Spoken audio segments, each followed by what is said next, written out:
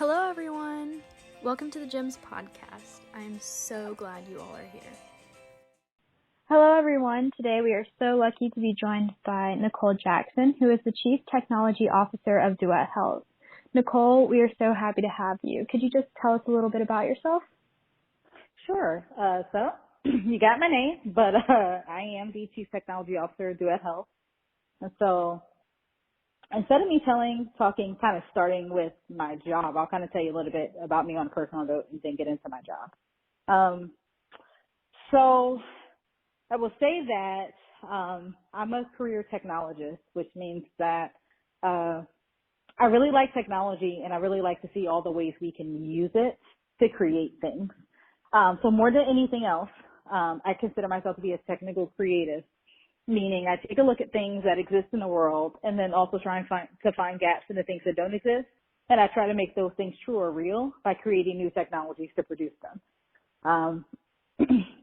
So when you cue that and you cue being Chief Technology Officer, I'm able to do that at scale with mobile applications in healthcare and also with web applications in healthcare and also the integrations of artificial intelligence through partners such as Nuance, the original people who created Siri, the original team, to kind of create things that don't exist at all with a goal to make people's lives better in healthcare. So could you tell us a little bit about your background of how you got started, like your educational path and trajectory? Yeah. So believe it or not, my undergrad had nothing at all to do with technology. I was actually a political science major, even though it was a little interdisciplinary, but I mainly focused in political science and logic, a lot of philosophy. You'd be interested to know that quite a bit of that does actually carry over into engineering, especially when we start to get into if-then statements and so on and so forth. But that being said, I was kind of a reluctant technologist to begin with. I was always a creative. I very much preferred the artistic side, the art side. So when I was younger, played a lot of cello. I was very much into expressive arts, and I actually ended up going into the military before I even went to college, let alone even decided to, go into a career in technology. And I just happened to kind of stumble upon it. I went to an interview one day, and I went there for something totally different. And the CEO, after having a debate with him about his technology, I said, hey, he's like, yeah, you give really critical feedback. I would very much like you to consider a career as a business systems analyst, and I'd like for you to start here, but I think you give great feedback into how our products work. And I started that job. I kind of continued on and learned a lot about technology, literally by doing it. So I would reach out to different people, from architects, database architects, and all of our, DBA team, to the actual engineers who built the applications and asked really critical questions. And then I started learning quite a bit about it, down into detail, learning how to build data models in the actual data modeling tools such as ER Studio and so on and so forth, and learn how to do the things that was impacting my life as a business systems analyst. And I went specifically from moving from being an analyst to being a creator of the technology that we were consuming. And, from there, I was at a fork in the road. I was going to go into an MSI program, which is the Master's in Information Systems. But I made the decision instead to get my Master's in Education and Creativity and Innovation, because I was very much interested in how teams create and produce and how I could teach people how to create and produce things. And that's what educators do best. They reproduce themselves and are very scalable people who can teach people things over and over again. And that's what I feel I need to do as a leader, because creativity is the missing asset in most companies. And now I am pursuing an EDD, still staying in the education realm and learning science and technology, which very much has a connection to machine learning, artificial intelligence, and also how we produce things to teach people. So that's my educational scope in the path that I'm taking. But, I think like a lot of people you'll find in STEM, a lot of us often come from different career paths. It's not some straight lane to get or, a straight path to get somewhere. We tend to come from different pieces and different parts of the world or different parts of domains, and we kind of pull it together.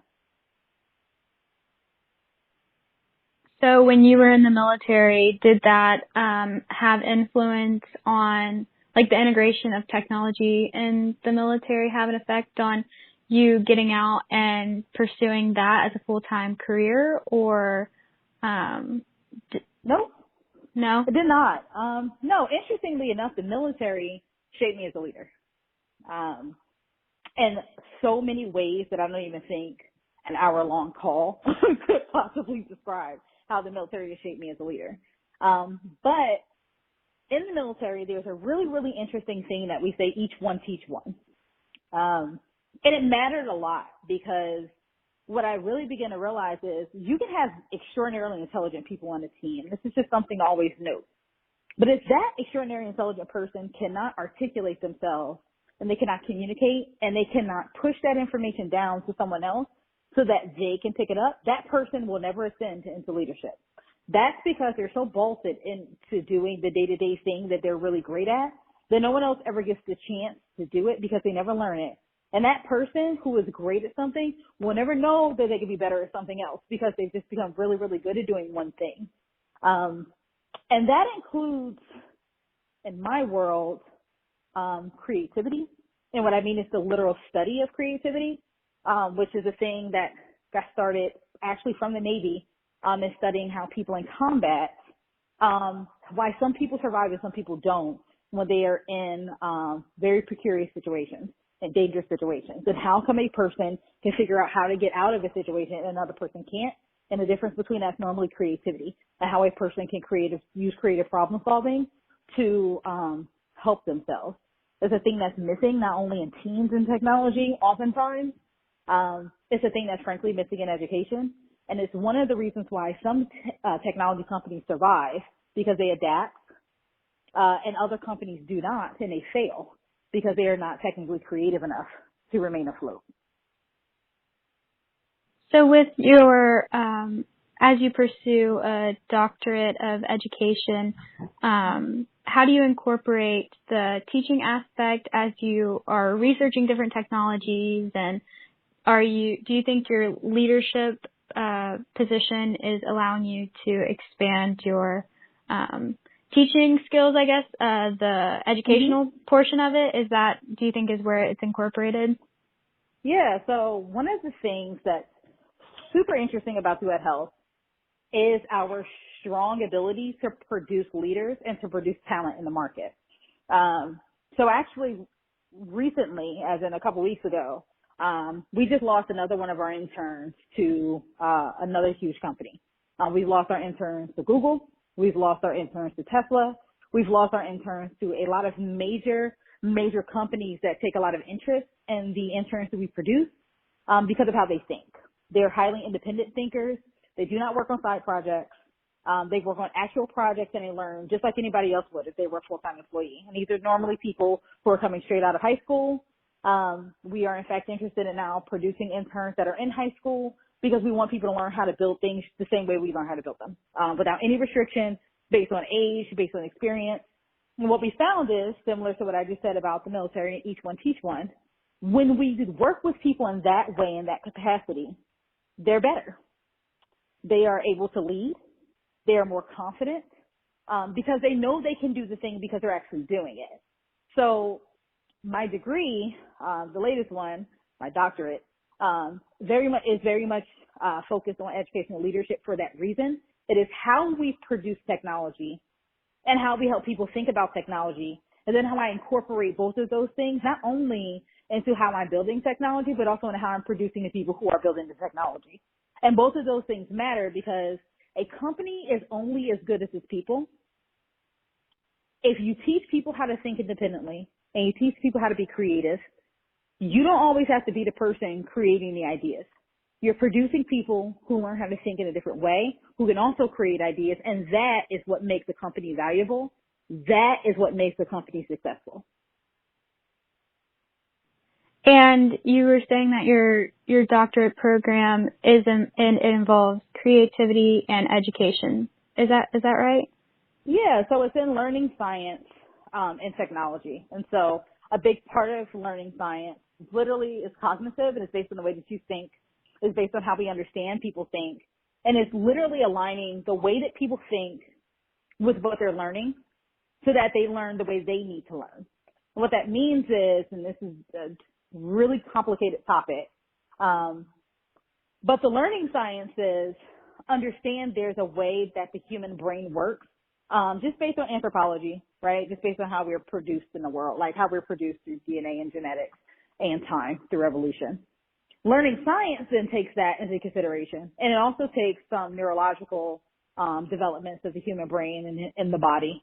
And then it takes the information that we take in, and it kind of overlaps it and says, okay, well, based on all of these specific attributes of how the brain works, how the body works, evolution, so on and so forth, these are the ways that we should be teaching people, right? It's not based on what we teach, it's how we teach.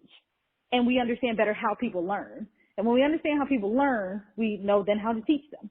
Well, when you overlap that with technology and you say, well, what technologies could I use as a scaffold, which is what we call it, to help better produce those products that can help people learn quicker?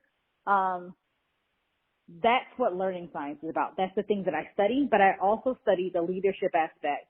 And okay, well, now that we know how people learn and how we should help people learn, how can I help develop teams that learn in that way? How can I be a better leader so that I am building that scaffold up for my teams? And then what technology am I going to build to make that happen? That is what I do in a nutshell from the education side. And from what you've found from your experience, do you think that people learn the same way per, I guess, subject, or do you think that there's a variety of ways or techniques that you can use to teach people different skills? Like you were saying, the programs that you're developing to teach them, do they differ dependent on the skill? Believe it or not, there's an incredible book. It's by Nicoles Jackson.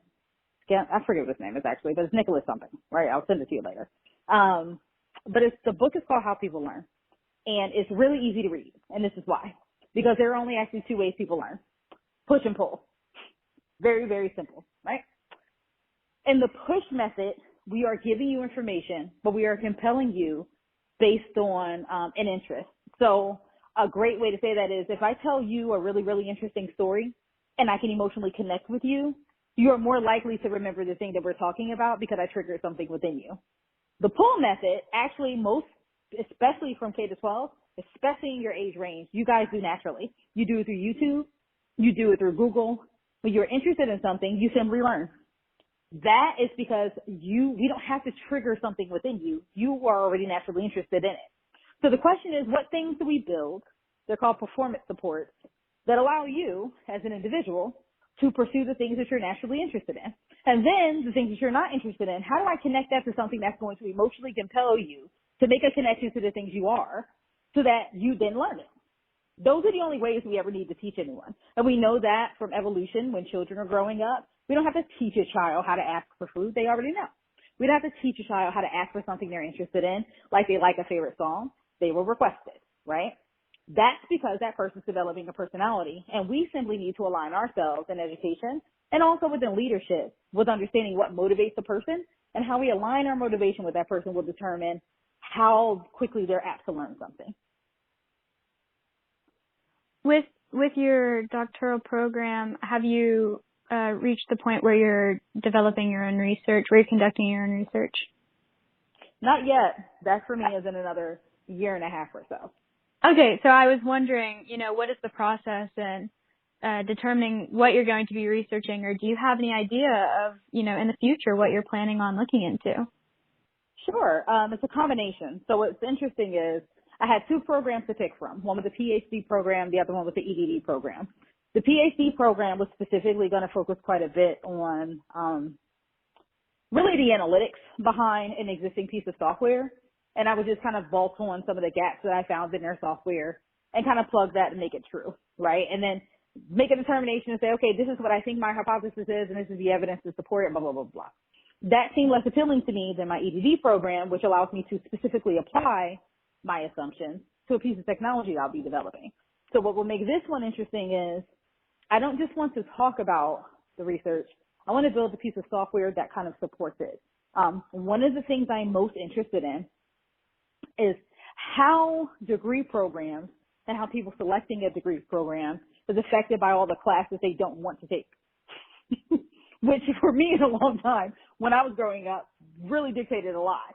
There were a lot of things that I was interested in within an undergraduate program that I believe I would have pursued if not for the other noisy classes that I had no interest in, right? And so I'm going to be working with a pretty large college to sort of go through a process of tagging all of their classes and taking a look at the skill sets and so on and so forth that a person is more likely to need to be successful in those classes. And then I'm going to understand from there, not only what skill sets do you need, but what things did you end up pursuing after you graduated, pulling data from other pieces of software in and making a comparison between the trajectory and path a person took to determine what things makes a person successful within a program, why that makes them successful in a program, what things do not make them successful, and whether or not those things that they learned had any support in what they ended up doing long term anyway, which I think is the question many of us have when we see curriculum and we see coursework. If you don't have to take it and it has no actual impact on your trajectory, is there a particular reason why we require them? And you'll be doing that. Yeah, absolutely. That's really interesting. Mm-hmm. So you'll be doing that on a collegiate level. So like with college students, higher learning. Correct. No, that's super interesting. I'll be excited. In a year and a half from now, I will be getting in contact with you to read what you're doing. You're like, wait a second, is that true? Do I have to take that class? Well, I would assume probably not. But, you know, we don't know until we have evidence, so we need to see what classes people took, what grades they took for people who want to cooperate, what their trajectory is from when they graduated. So it'll be a combination of people who are not only in school, but then also I think I'm going like 5 years out until from when they graduated to see where they landed, what skill sets they've acquired, and then what that gap is. Absolutely. So, I mean, that's very interesting.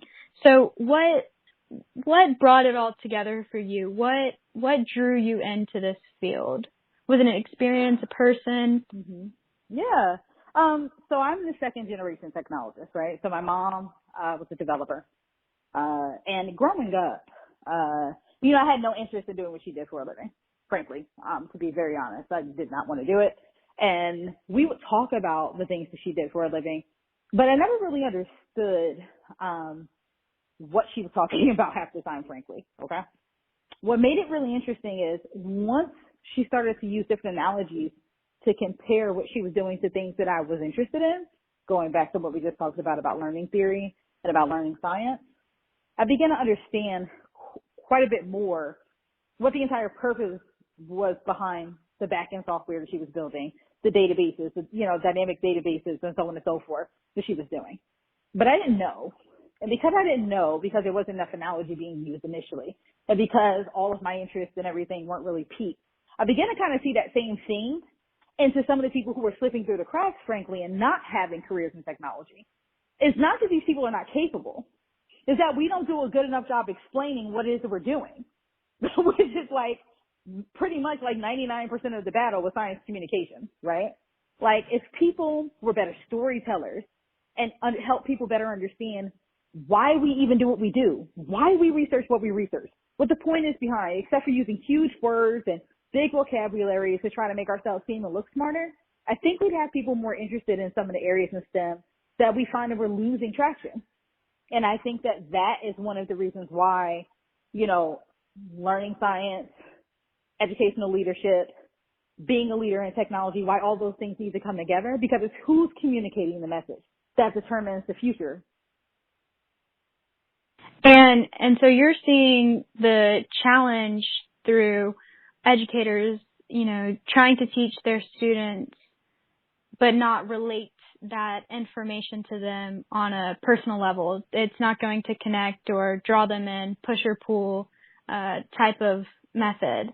So other than that, what do you think is the most challenging part of educating, or just through your experience, what have you seen? What are the other challenges, I guess? So I think more than ever now, we have so many problems that we need to solve.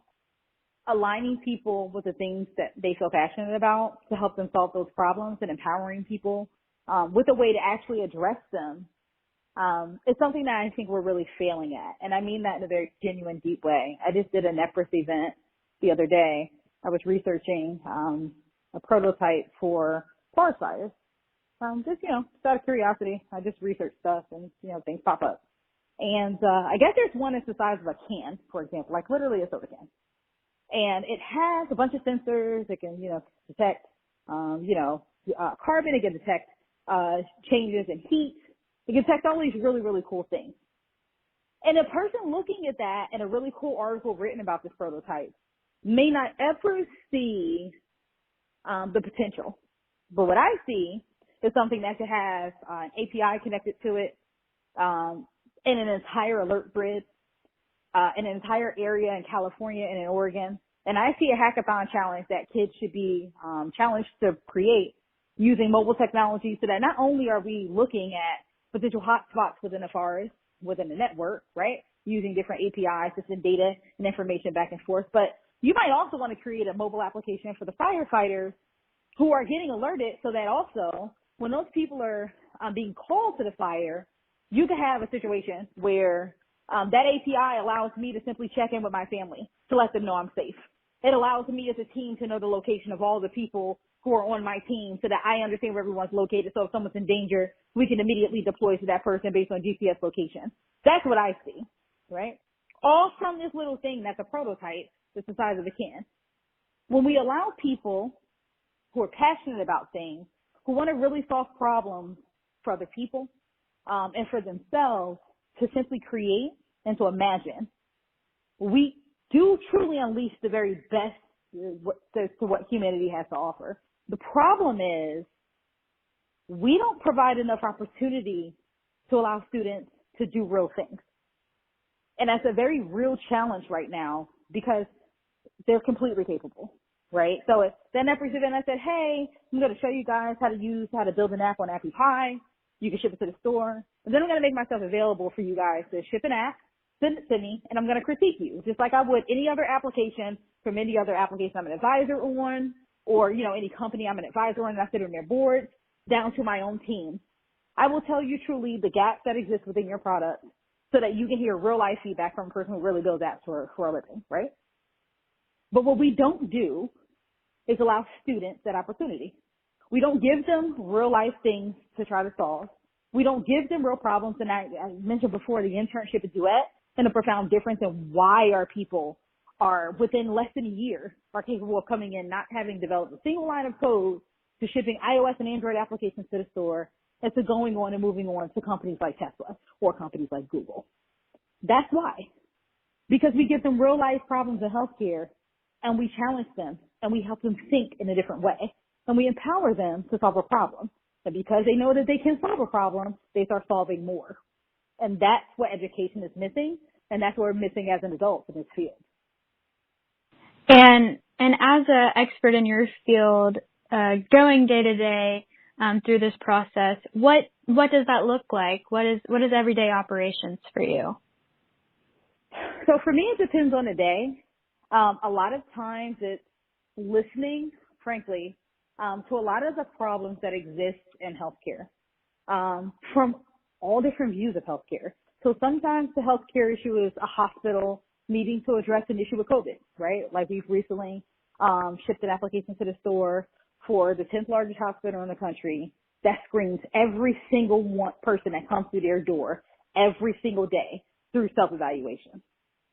Sometimes that problem is, hey, we really want to integrate this thing that's artificial intelligence because we're trying to see how we can, drive call volumes. Or sometimes it's a mom who simply wants the ability to see her child's sonogram in an application because who wants to have a printed version of it anymore, right? So we've literally put sonograms into a mobile app so that when a mom goes to, have her baby scan or have her belly scan and she sees her baby for the first time, not only is it a 3D sonogram, but it's also something she can share with her family members who may not, especially during COVID, be there with her, right?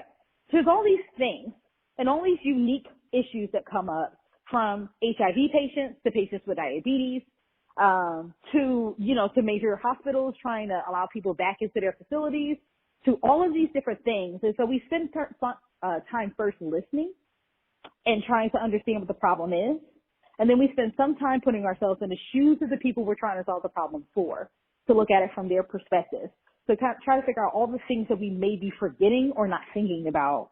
And then we literally walk with our clients to try to solve that problem for them, saying, hey, listen, this is what I think I heard. This may be a potential solution. Let's try it. Some things that we build are highly experimental. They don't exist anywhere in the world. And so we're just going to build it and see where it lands. Some of the things we build are kind of tried and true because we have built an entire platform around it. And people come to us and say, hey, someone else has this. We would like the same thing that that person has. But either way, we treat each and every client like they're unique because they are. We listen. We put ourselves in your shoes. We kind of walk through. Now, from a technical standpoint with my teams, a lot of the times that's walking them through the problem we're trying to solve. Literally, it's literally being on a call and saying, okay, so let's pretend that I'm this person. How could we solve this problem with technology, especially when things don't exist? And sometimes we borrow from things that exist outside of technology. How would bees do it, right? Like, how do bees communicate with each other? When it comes to like search algorithms, how do ants organize? How do they coordinate? Like, what does that look like? So we take all of these influences and we build them into our technology. So is it a combination of, well, I guess my question is, does that process start with a company or, hospital contracting Duet Health to solve a problem that they've seen? Or does it start with just creating solutions to problems that y'all have already identified and going ahead and developing that technology or that program and then trying to market it and sell it to those who would need it? It is both. So Okay. One side is how we perform as a services company to say, hey, someone will reach out to us, and it happens all the time. They say, hey, listen, we looked you guys up, and we know you built all these mobile apps, or we know you built this other thing with this other group. Can you help us? And that happens all the time. Sometimes we'll hear the same thing so many times, or we'll listen to different conversations from different modalities, whether that's reading something or whatever else, and we will simply build it. We do both equally. There's an R&D side that's associated with it, which is really trying to understand that problem and building it out. And then there's another side, which is the client side, the services side. We are both equally, but much more heavily involved in the product side, where we listen to a problem, we build a solution for it, but we get buy-in from the market. So we will literally say, hey, we're building this. Do you want it? Do you want to play with it? Do you want to consume it? Do you want to experiment with it? Do you want to give feedback? And honestly speaking, we've had a lot of really great success having people reach out and say, yeah, we want that. We're building something like that right now, a brand new platform based on that exact concept. And you were saying that with the coronavirus, it has impacted your job for different people to reach out to your company and produce new programs pertaining to that. But pre-pandemic, what type of projects did you produce? Yeah. So pre-pandemic, we built most of the telemedicine apps that exist in the country today for most of the large hospitals. Pre-pandemic, we did things like integrate sonograms into pregnancy apps so that moms could follow their pregnancy from the moment they find out they're pregnant until literally the time they deliver and even after. Pre-pandemic, we integrated and created brand new applications for hospitals like the Ohio State University Western Medical Center with Lyft and valet and Uber and everything else involved so that we knew how patients were getting to the hospital. We knew how they were getting home. We understood how cancer patients, specifically in winter months, could literally call to have their car come. We even to a point where if you are physically going to the Ohio State University for any appointment, which they have leading cancer, leading heart, leading pregnancy, leading everything, right? It's a major institution in the country. When you go there, if you don't know how you're getting there, of course it has the regular GPS location, so on and so forth. But we've gotten it to a point where we can pull up all the coordinates within every single parking space and in every single garage so that you can not only prepay for parking, but you can know how many parking spots are available and exactly where you need to park based on where your appointment is through appointment scheduling. So we get pretty granular in some of the things that we've created within healthcare. We support a very large consortium of HIV patients, for example, even before COVID, because they were already vulnerable due to CD4 count and viral load that may potentially affect the person's ability to be in a space where they may be more susceptible to infection.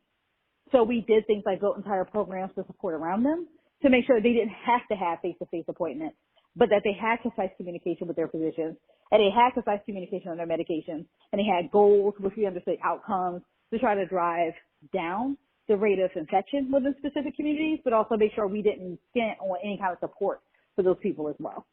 So we've dealt with all kinds of populations. And then outside of that, we've dealt directly with physicians based on literally how doctors round. So instead of them using clipboards and going around writing information down from patient to patient and room to room, they use mobile applications to check in. And some of those mobile applications, for one company, is responsible for $1.5 billion in billing per year.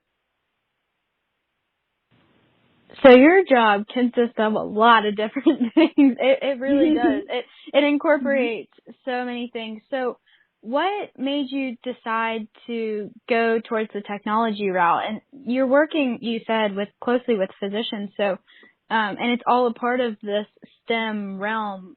Was there a reason that you decided to go into your specific field rather than, work at a hospital every day? Yeah. So, I've been in health IT my entire career. My first job that I mentioned in health IT for that company I interviewed for was in prescription drug monitoring, which was before the opioid crisis became the opioid crisis. We were already tracking it and already tracking outcomes based on how physicians prescribed. What I appreciated quite a bit about technology is that I could do something about it. I could literally build something. I didn't want to just be a person who reported on something. I didn't just want to be a person who physically worked in a facility. And I don't think there's anything wrong with that, by the way. I wanted to build the solution for the thing, right? I wanted to see a gap in something and say, you know what? I can solve this using XYZ. I can build the API that could tell that person exactly where to park instead of saying, what are we going to do about people not having parking? I can build a thing that allows us to not have HIV patients specifically around during flu season because I can protect them in that way by giving them all of these other mechanisms of support. And so I think if that's a personality type, those people are normally engineers. We typically like to create and build things.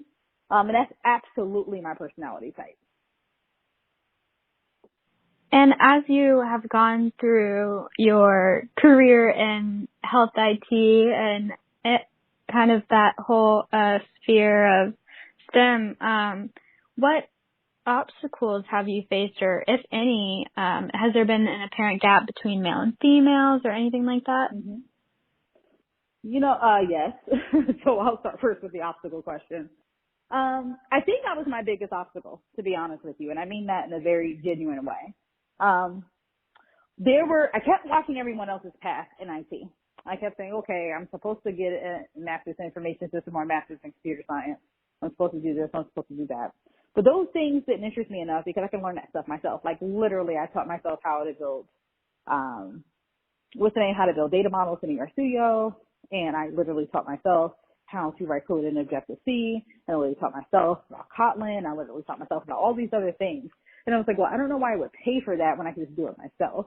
But I was too busy watching everybody else do exactly as they had been told to do, to get in line and to follow this path and to get this thing and then go this way. And fortunately, I've always kind of done, march to the beat of my own drum for a very long time. And I kind of caught myself and had to remind myself that that's who I am. But for a long time, I just kind of hovered. And I did enough to do well, but not to be noticed and to follow all the same steps because that's what everybody else did. It wasn't until I became and truly was committed to being my authentic self and saying, no, I'm not just this. I'm a technical creative and I have ideas and my ideas are valid and this is how I will build them. It wasn't until I aligned myself with people and teams and a whole nother group of people who believe in that, who are entrepreneurial and who believe in creating things. And then also I was real with myself and said, you know what? I want to teach people how I do this. I don't just want to hoard the information for myself. I want you to know because I want you to be able to build things too. That's when I really kind of got my stride. And that's how I've been able to get to where I am today. Side note, there have been times where not only my race, but my gender has equally affected me. Not where I am today, because that's not the space that we're in. I work in an extremely diverse space, but I've also been a part of creating that diversity. Meaning, with intention, we are extraordinarily celebratory of people's differences. Not only is it based on gender and race, but it's based on cognitive ability. It's based on so many other things, neurodiversity. We have representation that span well outside of just those two domains. And it's with intention that we support that. And it's with intention that we celebrate that as Duet Health. And I think that's one of the reasons why we attract so many people to Duet Health, and why it's honestly we've had incredible success with low turnover and really, really concise, energized teams.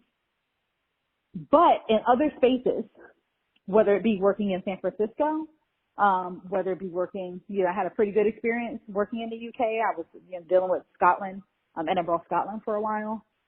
There were times where my race and my gender did hinder me in significant ways, specifically because I think it's a combination of this profound low expectation for me as a Black woman, where people aren't necessarily expecting me, and then they say insane things like, oh, you're very articulate or something else, or they're not expecting me to be able to communicate for whatever reason.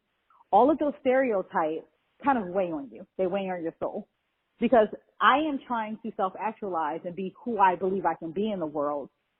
But I'm also trying to convince other people that I am who I say I am, and it's real. And that's exhausting. So, to any, as you guys get older and as you guys, pursue your careers, the best advice I can ever give you is know thyself. And then don't let anybody else ever tell you that you're different than who you are. Be exactly who you're supposed to be exactly who you want to be. And what you'll find is when you're that and you become that beacon of light, you start to attract people to your path as well. So I think on a closing note, I'm just going to ask you a fun personal question. If you could sit down and have lunch with any woman in STEM, alive or not, who would it be? Believe it or not, and I recently had the fortune of meeting her, quote unquote, meeting her on the phone. I ended up researching Ellen Poe. I had a call with her. She used to be the CEO of Reddit. And our exchange was very professional. But the more I researched her, the more intrigued I became. Like, how did you become the CEO of Reddit, right? Can we talk about that? Or, I use Reddit all the time. And I think just kind of watching the trajectory of her career and so on and so forth, I find her to be quite intriguing. For so many reasons. As a minority woman who was the CEO of a major technical startup in San Francisco, to just her audaciousness, to now her position as an investor, and what that looks like on the other end, to create companies and to create products and ideas and then put money into them.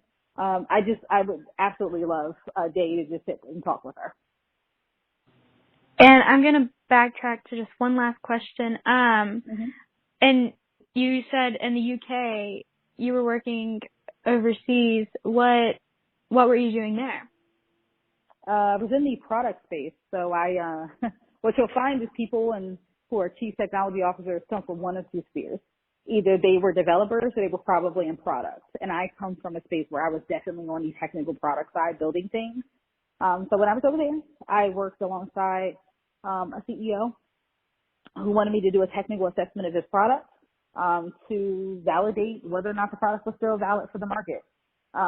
It's a really cool career. It's one that I know for a fact most people don't know exists, but there's a whole market for people who kind of advise and who they assess a product.